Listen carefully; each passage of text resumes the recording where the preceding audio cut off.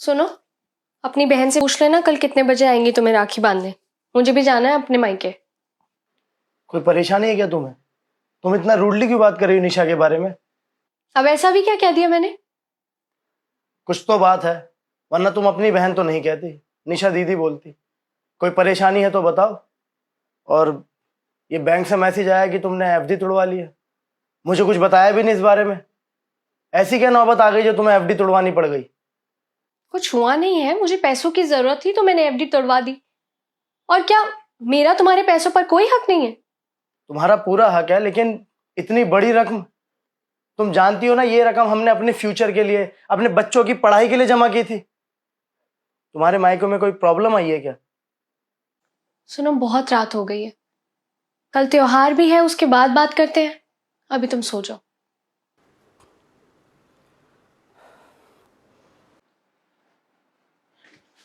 नमस्ते भैया, कैसे हो?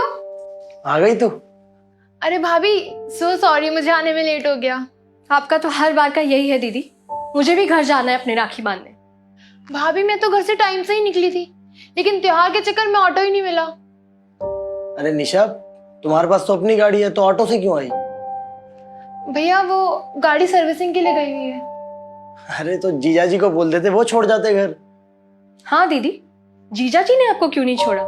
या फिर उनकी गाड़ी भी सर्विस के लिए गई हुई है? अरे भाभी, वो अब ये सब बातें छोड़ो ना, अब राखी तो बंधवा लो।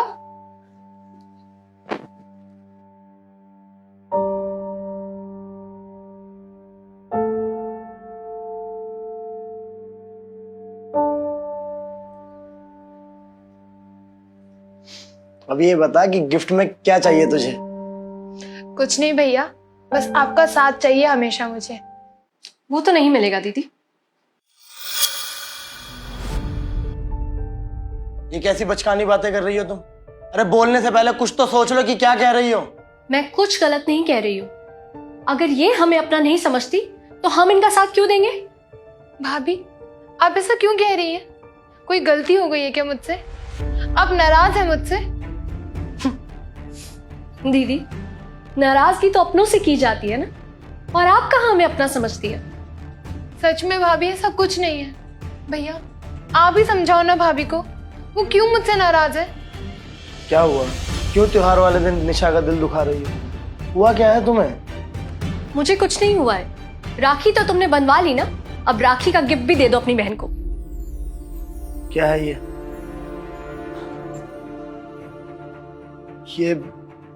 निशा के घर के पेपर तुम्हारे पास कैसे? इस बात का जवाब दीदी ही देंगी, जिन्होंने हमें बिल्कुल पराया कर दिया। निशा, क्या है ये सब? सच में भैया, मुझे खुद समझ नहीं आ रहा कुछ। आकाश, ये दीदी के घर के पेपर्स है जो इन्होंने गिरवी रख दिया था। गिरवी? हाँ आकाश, गिरवी। और तुम्हें पता है दीदी ऑटो से क्यों आई है? हाँ, क्योंकि गाड़ी सर्विस पे है। नहीं, क्योंकि गाड़ियां बेच दी है इन्होंने और घर गिरवी रख दिया है। क्या निशा, अंकिता सही कह रही है क्या? सॉरी भैया, मैं आप लोगों को बताने ही वाली थी। इनको बिजनेस में बहुत लॉस हुआ, इसलिए हमें ज्वेलरी और गाड़ियां बेचनी पड़ी और घर भी गिरवी रखना पड़ गया। I'm सॉरी भाई, सॉरी भाभी।